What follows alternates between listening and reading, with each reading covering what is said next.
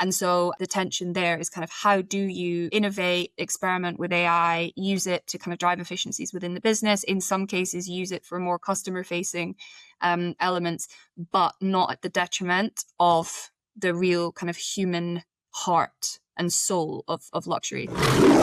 Welcome to Content Kingdom. This is your backstage pass to the people, tools, and the trends shaping the future of content marketing. And welcome to another episode of Content Kingdom. I am your host, David G. Ewing, and with me is Rebecca Bemhena, the VP of Content and Research at ShopTalk Luxe. Rebecca, it is great to have you on the show today. Welcome to Content Kingdom. Thank you, David. Looking forward to it. All right. Now, the first thing is ShopTalk is more than just ShopTalk Luxe. It's several different parts of ShopTalk. Maybe you could just tell us a little bit about ShopTalk for those who aren't familiar, and in particular, ShopTalk Luxe. Absolutely. So ShopTalk as a global event portfolio just celebrated its 10-year anniversary. So we were founded 10 years ago in the US, and our event portfolio spans 5 events. So we have 3 in the US, and 2 in Europe, and 1 in the Middle East, which I'll talk about in a moment. And basically the through line between all of these conferences are we bring together large scale, very senior audiences and speaker lineups from different pockets and different parts of the retail ecosystem globally, to really solve and talk about some of the biggest challenges and opportunities in the industry and really impact where the industry is going. So whether that's in the US, whether that's ShopTalk Spring that we convene 10,000 plus every March. That's kind of predominantly focused on North America, and spans all retail categories, really focused on kind of digital marketing types of topics. We've got, or whether that's Grocery Shop, which again takes place in North America. It's a very global show and is focused on the grocery and CPG industry. Whether that's ShopTalk Europe, that's focused on all the different European markets, cross-category, cross-vertical, and again with that real focus on technology transformation, data, etc.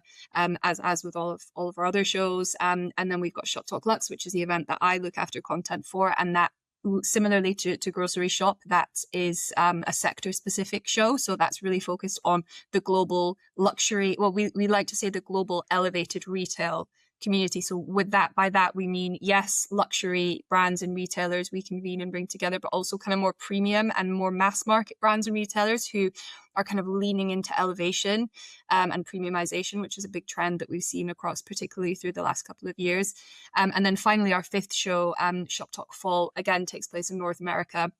And takes place in the fall. So it's kind of 2 touch points for our North American community every year. So hopefully that makes sense. I'm happy to answer some more questions. Yeah. So these are events that are like all things retail, and you guys have divvied it up by time, by geography, and also by categories, right? So, so spring and fall, that's really cool. North America and Europe, got it. Grocery as a specific sector, but I think you lucked out. You've got the really cool one, right? Like you have Luxe, which is elevated brands. So like elevated brands, I think of things like really sick cars, awesome clothes, watches. Those are the kinds of things that are in my mind. Like, what am I in the right like category, or what else are we thinking about here? You are absolutely spot on. What we've seen, a kind of interesting shift in the last couple of years as well, is the kind of the growth of the luxury hospitality sector as well. And actually lots of people who historically would spend a lot more on luxury goods, lots of that spend has gone into luxury hospitality as well. So when we convene leaders and different types of businesses and companies at ShopTalk Luxe, we don't just bring together retail leaders, but also leaders from hospitality, because we see huge potential for cross-pollination of insights from these different leaders. And ultimately the luxury consumer, it's the same consumer. It's the same consumer that's buying a luxury handbag, that's spending, time at Amman Resorts, for example, or any of the other big luxury resorts. And so there's a lot of learning opportunities between those 2 industries. We're seeing increasing collaboration opportunities between the 2 industries as well, whether that's kind of literal collaborations like Frame Denim collaborating, I think it was with the Ritz a few years ago, and so actually like co-branded apparel.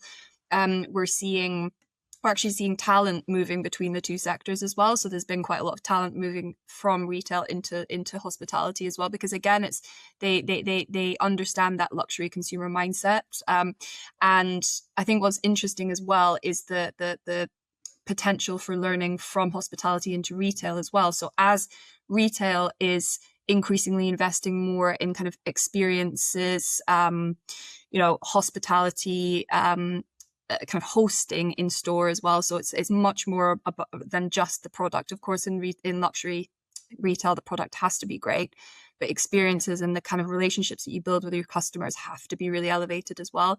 And so there's really interesting learning opportunities from hospitality to retail, and how they kind of make their customers feel welcome, how they host them at their hotels.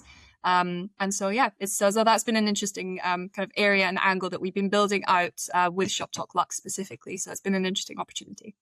All right. So I have one major litmus test question for you on what is considered luxury or luxe.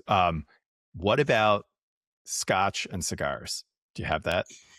That's a very good question. So, so our show this year and next year as well will be taking place again in Abu Dhabi. So, alcohol as a category is not one that we swing and speakers a on miss. the agenda All right, for. yeah. Unlucky. What about cigars? Abu Dhabi's cool with that, right? Yeah, do you know we haven't quite we haven't thought much about cigars. There is an interesting company now. I'm trying to Davidoff. I do know someone who used to work at Davidoff, so I've had conversations around kind of that, but we haven't yet. Are those two? Do you like to partake in both of those? I mean, so yes, I have graduated from. So the luxury experience that I had when I got out of college was I had a roommate from Golden, Colorado. So the height of luxury when you're 22 is to go to the Coors brewing plant, right?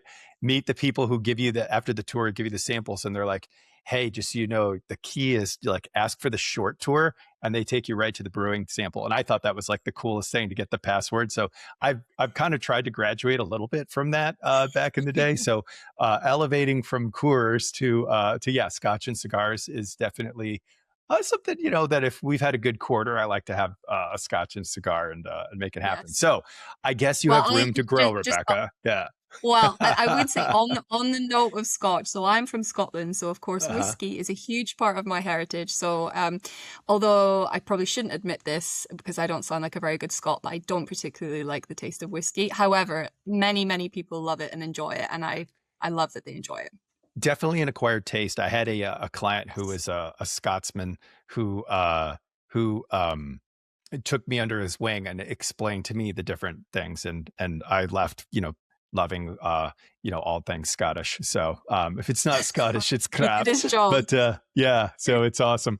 So anyway, all right. So let's go back to business. So you've got the cool category of stuff, and as the VP who's the head of content research, what is that job? Like, explain to me what that means, and so our audience understands that.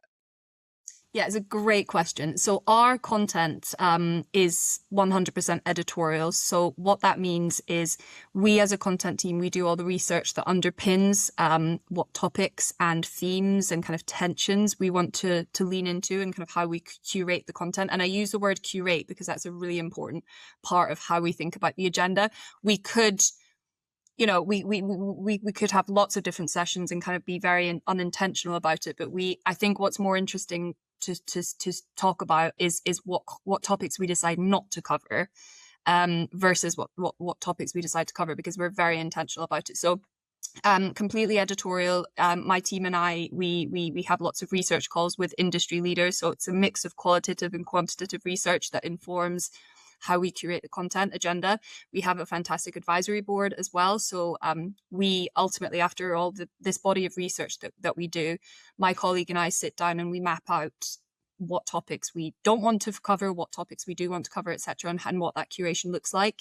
And then we present it to our advisory board. They are all C-level retailer and luxury and premium brand and retailer leaders from different categories, different functions as well. So that's really important to make sure that there's a representation of kind of chief marketing officers, chief AI and omnichannel officers, chief operating officers, etc., to make sure that it's really comprehensive agenda, and they're from different geographies as well. So again, to just like reflect that global nature of the show and the global richness of content that we need to curate.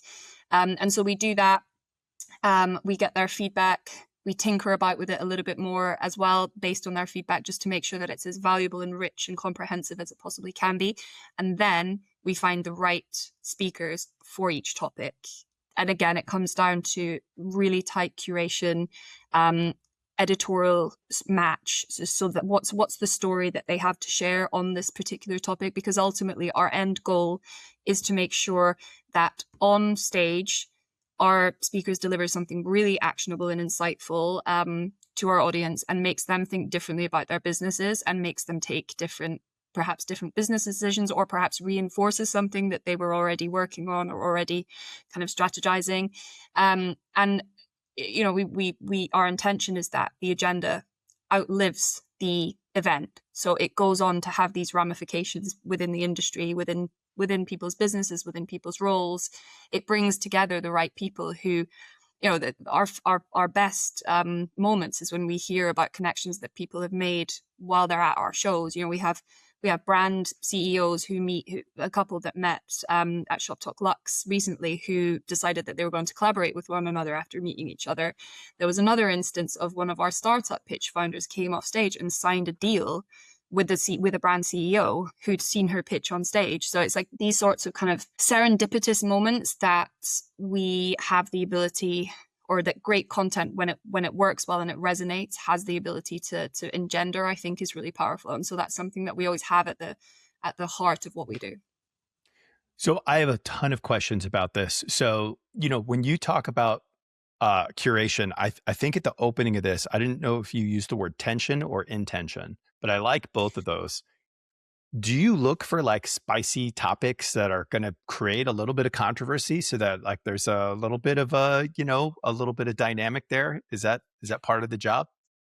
It's a great question. And yes, absolutely. I think what we want to try and avoid is really polished topics and themes that the industry perhaps really wants to hear, or perhaps it's not going to be as constructive as perhaps other topics. What we really want to do is be a constructive partner to the industry. So, you know, create a space for really meaningful discussions to be happening, and a way for us to be able to do that is, and so I think I used both words in different moments, but the word tension is what we've curated next year's agenda around. So rather than 4 themes, we've curated it around 4 tensions, because it feels increasingly in our conversations that retail, particularly in luxury, but this does span kind of broader than luxury, but leaders are under increasing pressure to kind of answer contradictory almost questions at the same time.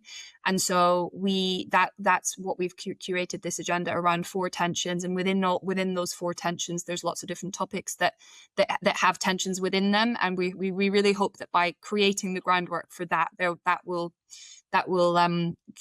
create space for these constructive conversations. That's great. And so can you give me an example of one, or are they top secret? No, I can absolutely give you an example of one. I mean, so one of the themes, or tensions, I should say, is efficiency versus humanity. So that is specifically around kind of data, AI, and technology, and its role specifically within luxury, and where a sector where the humanity and the kind of the white glove service, human aspect of luxury is so important. And so the tension there is kind of, how do you innovate, experiment with AI, use it to kind of drive efficiencies within the business. In some cases, use it for more customer-facing elements, but not at the detriment of the real kind of human heart and soul of luxury, if you will. So that's one example of a tension. There's a topic, there's an actual debate on underneath another tension that we have, and we've actually called it a debate, because I think this is where it could get quite nuanced and interesting. And that one specifically is all around the luxury, the fundamentals of luxury. So what are the fundamentals of luxury? Do they all still work? And if not, kind of where should brands and retailers be thinking differently? And one example of that is the ROI of a fashion show. So a fashion show, the kind of cheapest fashion show that you could put on is about £1.5 million, which is an extraordinary amount of money, particularly for kind of smaller, kind of more disruptive brands who are perhaps early in their journey. They don't have the backing of a big conglomerate, for example. And there is a question mark around, for some brands, what's the ROI in holding something like a fashion show? You know, typically it would be extremely important before the age of social media, etc., and all these other channels. It was very important. It was who you invited. It was who was on your front row. And times are changing. The media landscape is changing. So that's just one example of kind of a potential talking point and a bit of a debating point that could happen in that conversation. So, all right. So this is kind of a fascinating side topic, but like you just said, it's about 1.5 million pounds to put on the cheapest fashion show, right? So I got to ask, like, what's considered a kind of a really luxe fashion show? If 1.5 is the floor, where's the ceiling? Yeah, yeah, exactly. I have no idea how much the most expensive one is. I'd be interested to know. I really would be. I mean, do you know how long a catwalk is? Is catwalk like 50 feet, 100 feet, or meters? So I don't know. But you're in English. You use English. So all right, is it like 100 feet? Because like 100 feet divided by 1.5 million. That's a really expensive per foot charge for the catwalk, you know? Yeah. But so the ROI of that, and then what you got to earlier, which is AI or not to AI, is that, you know, how do I create a luxury experience? So it definitely seems like, you know, if I am going for a luxury experience and I suddenly get someone's AI chatbot and it's lame, that's bad, right? But, Yeah. but, you know, there are some people who absolutely love to deal with, you know, automated systems and would consider that to be a more convenient luxury experience. So is that kind of along the line of the tension there of like, you know, Yeah. how to create that white glove, but maybe do it with robots? Yeah, it's an interesting question, and yes, I think there are customers who like the speed, convenience of kind of dealing with something that's automated, but there are also a lot that don't, and I also think that it's dependent on the purchase and the cost of the purchase. So, for example, if I'm buying a book and I'm having a bit of back and forth with an answer engine on what that book is, and I have the option to purchase it within the answer engine, I would definitely be open to doing that, because I'm not, that's a really functional purchase. That isn't something where I would expect, you know, to be able to speak to a human, etc. I think an AI would do a very good job of, you know, engaging in maybe a bit of an intellectual back and forth of these are the type of books I like. Can you tell me more about this, etc. But I think with really high value purchases that are more typical of luxury, I think lots of people want and expect a more human and kind of human to human interaction. And I think the role of AI there could and is plays a great part in clienteling. So data and clienteling that really kind of can underpin and allow store associates in luxury stores at scale to personalize and connect with their consumers. You know, typically all of that would have been done manually. So sales associates would have customers, return customers, loyal customers who they would know intricate details about. They would know when their kids' birthdays are. They would know, you know, where they lived, etc. They would know everything about them. And now, because of AI, that it's much easier to kind of manage at scale and be hyper personalized. So I think that is where there's a good potential for AI in luxury customer service. It's not customer facing AI, but it's AI that can support in the background, but still allow that human to human connection and free up sales associates to have more time to be able to invest in the human side of things. So I think that is an interesting part to think about. Yeah. So like the human to human relationship could almost be like between a person and their favorite hairstylist, for example, right? So exactly. Yeah. And you couldn't have got that. I mean, that relationship that you talked about before, do you think you'd have been able to develop that relationship with a robot, for example, if that hairdresser had been a robot? Oh, definitely not. And that was before we started the episode. But yes, we were joking for the audience, like before the episode started, that my hairstylist is moving on to a new career. So, yes, I'm woe begotten today with the melancholy of of trying to find somebody new there. But you're right. Like if you have that intimate personal relationship where you feel seen and heard, yeah, you're not going to feel that from an AI. You're not going to feel seen. You're not going to feel heard. You're not going to, or it'll be one-sided, right? The AI can always know about me and like know my favorite things. When I talk with ChatGPT, it knows all about me and my, stuff. I actually asked ChatGPT to peg my personality profile the other day on Myers-Briggs, and it did a pretty damn good job. I was like, wow. So yes, it will do that. But so I might feel seen and heard, but I also miss that other half, right? Of like having that relationship. Cause how much for like, I don't know very much about ChatGPT and what its favorite color is or anything like that, or its kids or where it's going on vacation. Cause it doesn't. Yeah. Right. So, do you know, that is such a good point. And I don't think that's spoken about enough, actually, that one-sidedness of AI. You're spot on. Yeah. Yeah. So, I mean, if I was a super narcissist, I suppose I'd love it, because it's all about me. And I guess, I don't know, maybe I'm a little bit narcissistic, but I do like to know the other person. Like my hairstylist relationship, I think I know more about her than she knows about me. And, but it is a nice two-way street. It's probably like 60-40, not 100-0, so. But yes, okay, cool. So, all right. So you have now carefully crafted these tensions that are the things that people are there to, so when they show up at your event, they're kind of there because they want to resolve the tension, right? So, so let me ask you one other question about what you're doing. When you're doing your job really well, right? How does ShopTalk Luxe know that you're doing a great job? It's a great question. So, after the show, well, first of all, kind of before the show happens, and the agenda is created. So there are signals and kind of feedback loops throughout the campaign and then post show, and I can talk a little bit more about that. But basically, our two sources of feedback are qualitative and quantitative. But before we get there, once the agenda has been put together, a really clear signal is: are we acquiring the right speakers? Are we acquiring new speakers? Are they, prominent, interesting names, etc.? So that's one useful signal, I suppose, around are we doing our job well? Another is the advisory board. So we have constant feedback from them on how the agenda is evolving as well. So that's also great. And again, directly from the industry. And then another signal is our attendees. So the attendees, the senior retailer and brand attendees that are coming to sign up to attend the show, is the quality of them high, etc.? What are they saying to our retailer and brand team about our content? What's their feedback? What are they most interested in coming to listen to and be a part of in terms of our content agenda? So that is kind of constantly fed back throughout the cycle. And then ultimately on the show, during the event, I think you get a really good idea of kind of how everything's being received, how the content's being received, how the speakers are being received. You get on the ground kind of insight signals. How are people responding? What's the buzz like, etc.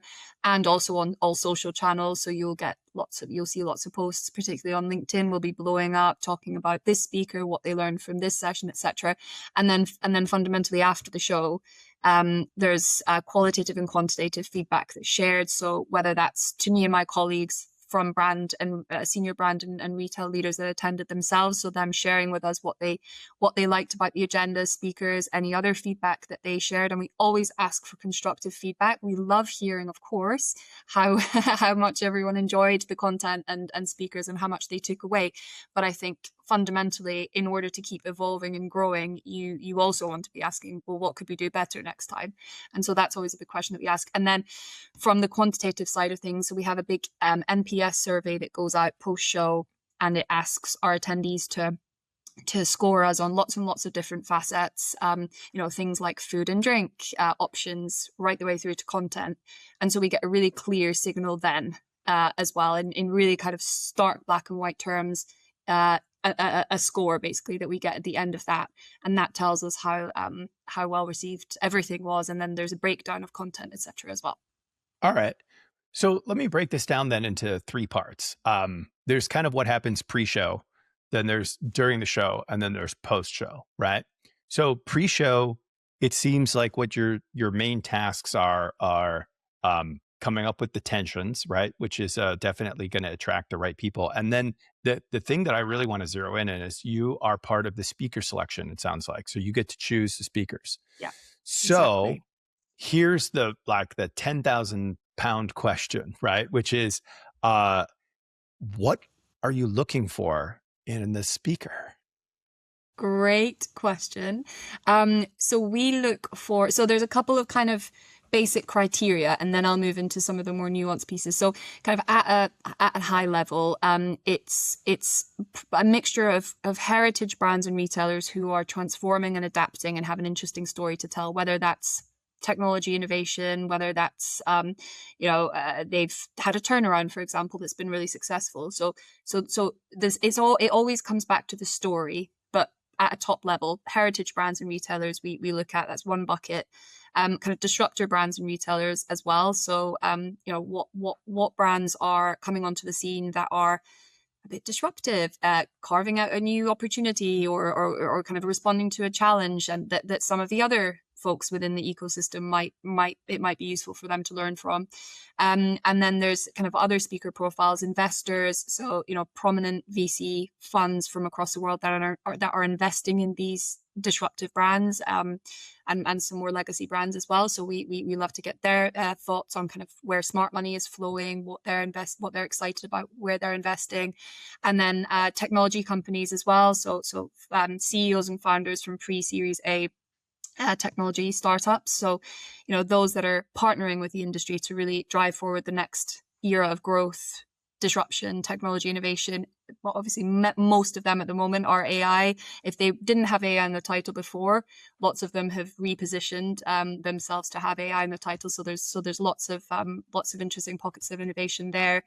And then there's our moderators tend to be kind of strategy consultants, so partners from global consultancies, media as well, so kind of top journalists. And I think fundamentally the thing that we look for in all of them is someone that has a strong point of view and can speak obviously articulately and clearly, but also give concrete examples of what they're talking about. So rather than coming on stage and saying the customer is at the heart of everything that we do, because that is a known cliche and something that our audience already know. So rather than say that, for example, we're looking for someone who would say, so this is what our customers were saying this, so this is what we did, and these are the results that we drove from that. Or we did this and it didn't quite work out, and this is what happened, and this is how we course corrected. So it's really giving concrete examples of lessons learned, and things like that. So yeah, so that's really what we look for. So it's quite nuanced, and we have a lot of calls with speakers, kind of discovery calls with speakers before kind of formally extending an invitation, just because we always want to make sure that we get the right person for the right topic. Got it. So what I'm hearing you say is it comes down to a combination of three things: brand, story, growth, or brand, story, results. Maybe that would be it, because the disruptors may not have the big power brand. And use the word heritage brand just to make sure I understand what that means. That means like Prada, right? Like somebody that's just like a brand that everybody knows, been around for a while, and is just like a dominant brand that we all know in our mind. So okay. Exactly. So it's brands with a storied history, legacy, that have been around for kind of 100 years plus. Got it. That Okay. kind of, yeah. Got it. Okay. So you're looking at this combination of brand, story, and results. And then you're looking for speakers in there who can really bring it. Can you give me an example of someone who's just like knocked it out of the park at a previous show? Oh gosh, that is like asking someone to pick their favorite child, I feel like. You could pick a couple, but maybe just pick somebody from the last show or a couple shows ago, something like that. So someone who really is sticking in my mind, because I think she did a phenomenal job on stage, was Vera Wang. So we had Vera Wang. She came to speak at ShopTalk Luxe in January, and I could have listened to her for hours. She was incredible. She absolutely knocked it out of the park. We had a briefing call. I mean, she had a fantastic moderator as well, but and then during the briefing call, we kind of said to her, this is who makes up our audience. These are their expectations of our speakers, etc. And she truly delivered. And I know that she was a highlight for lots of people that came to our event. So she definitely sticks in my mind. But there are many fantastic speakers. Yeah. So Vera Wang, that is really impressive because, I just did a quick search. Vera, I think she's 75 years old now. And yes, she is definitely an iconic name in wedding dresses. But amazing that yeah, at And she 75, that she can just knock it out of the park. 100%. And not many people know this about her, but she used to be a figure skater. Oh, really? Oh, Yeah.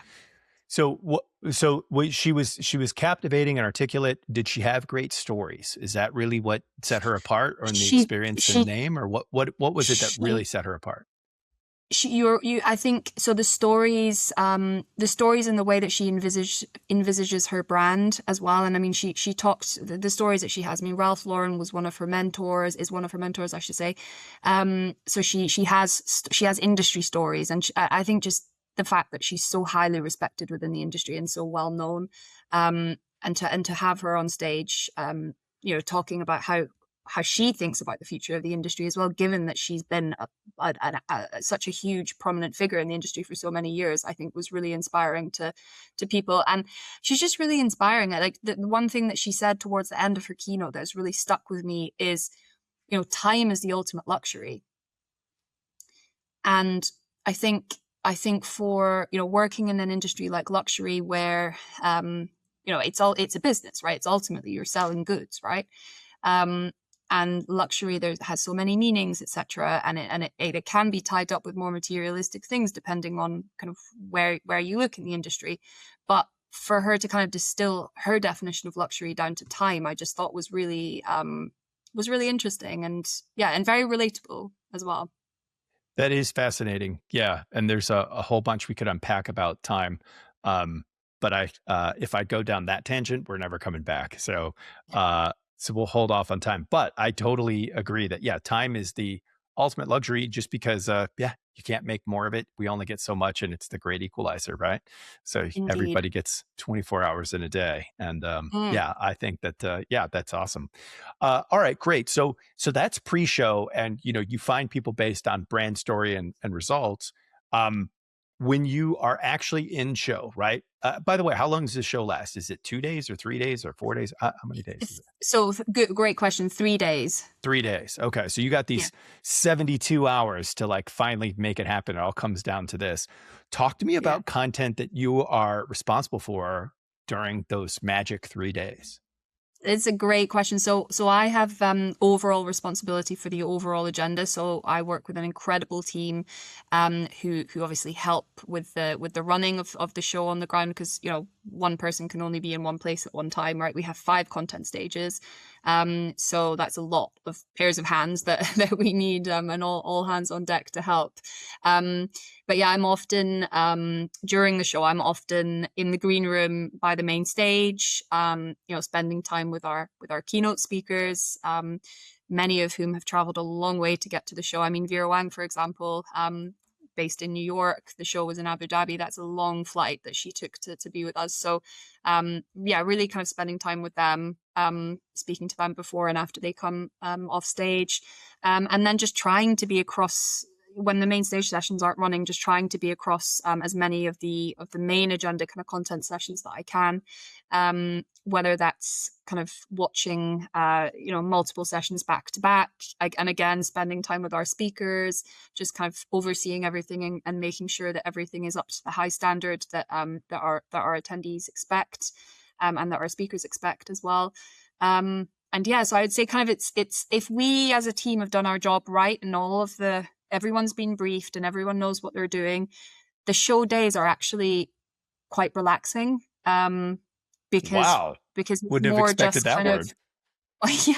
yeah. I mean, don't get me wrong. There's definitely lots of adrenaline keeping you going throughout because they're Uh-huh. long days and you need that. But if we've done our job right, and there are, there are kind of, I think it comes down as well to having a really strong team, because if you feel like nothing is insurmountable, like no challenge is insurmountable if you have a really strong team around you. So even like kind of last minute speaker drops, etc., nothing panics you because you know that you will just figure it out. All right. So So I want to relaxing. know about 2 things with this. First, I want to hear your best war story. Where was something where it almost went off the rails and you like got it back, you know? Oh, that is a good question. Oh, I'll tell you one. This was a few years ago, and there were in the venue there were these announcements on the PA system that were timed, and we were told that they couldn't be silenced or anything. And so Oh there was no. basically, and so there was a margin of about a minute, I think it was, between our keynote sessions stopping and this alarm going off. And of course, that wouldn't be great for the alarm to go off when the keynote sessions are running. So Yeah. it was a very nail bitey situation. Me and our head of ops were in the green room behind, kind of just, waiting, watching the countdown clock, knowing that this alarm is about to go off, and then hearing our fantastic moderator wrap up. So she finished, wrapped up, and they stood up to walk out, and there was clapping, and then it went off. And it was just this moment of elation that we managed to swerve this inevitable that was out of our control, but we managed to swerve it. And the audience were none the wiser that this sound system PA system went off because it didn't interrupt the session. So that will always stay in my memory. There you And go. then Yeah. our head of ops and me, we literally jumped up and down with joy and hugged each other when we realized that we'd swerved that. All right. So here's the other question I want to ask about this. The next 30 seconds of what you're about to say could go back in time and you could hear it before your first show. What do you want to say to yourself for 30 seconds?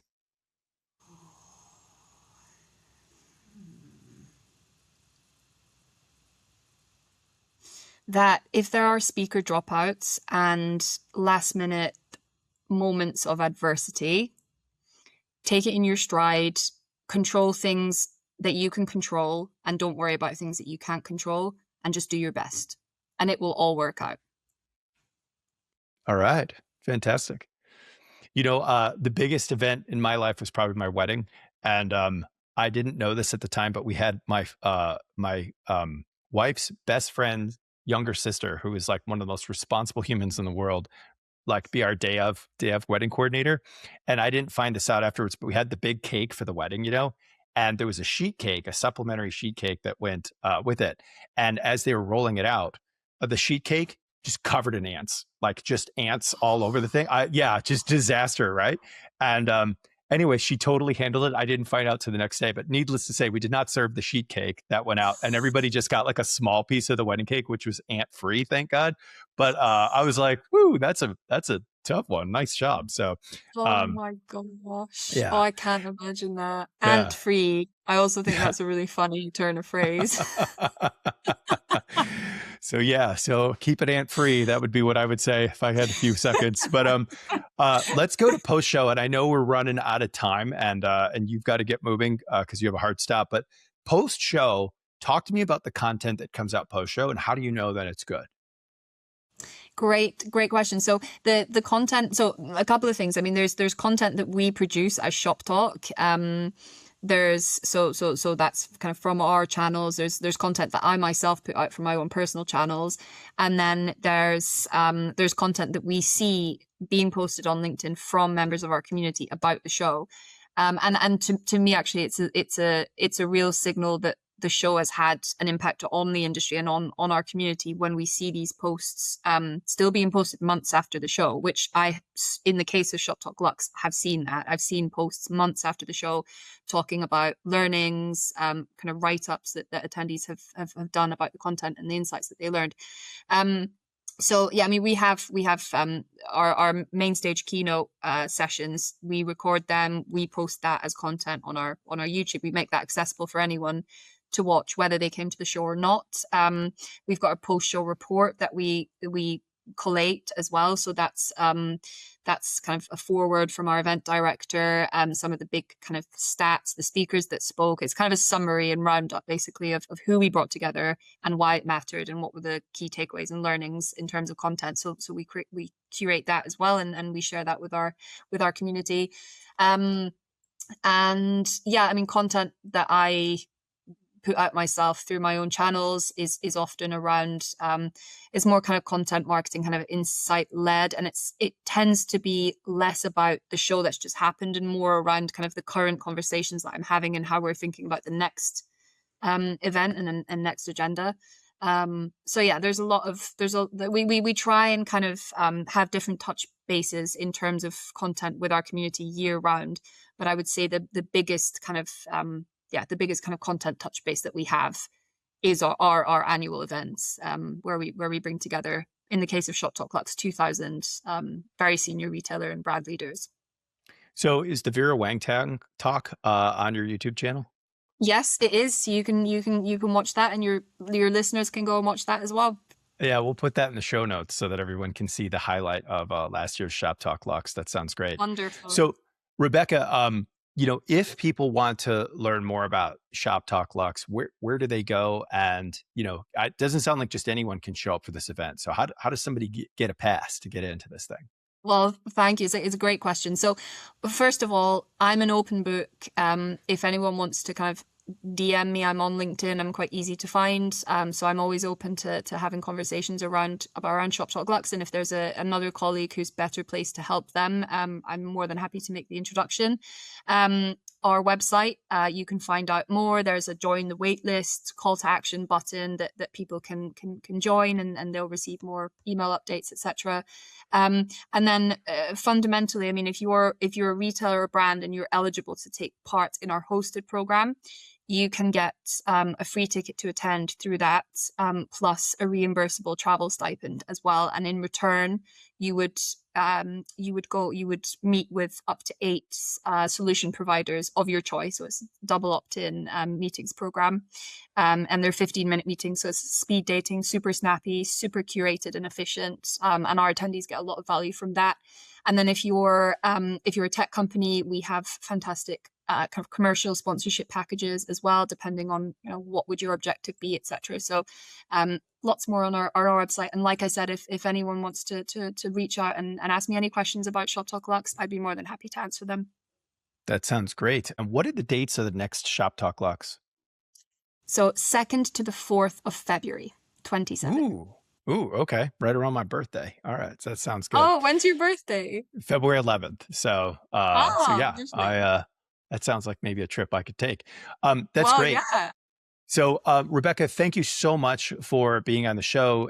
This has been really like a masterclass in like what it's like to run a luxury conference. And I think it's been awesome. So really appreciate having you on Content Kingdom.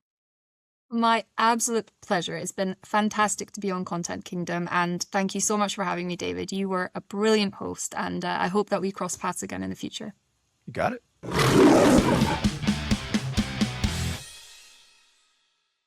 Spring, fall, winter, summer. What's your favorite season? Fall. And what is your favorite fall activity? Going for nice walks, because the leaves are starting to turn. It's starting to get a little bit chilly. You can wrap up in nice clothes.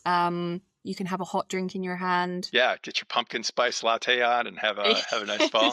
That's nice. Wine, beer, whiskey, coffee, tea. Wine. I really like sparkling wine, and I love English sparkling wine. And of course, I love champagne. So anything that's dry and a bit sparkly, I just love. Favorite country other than your home country? Oh, that's a hard one. Can I have 2? Sure. Latvia, because my husband is from Latvia, and I love Mexico. Do it yourself or hire someone else? It depends what it is. Like home projects? Oh, get someone else to do it. All right, okay.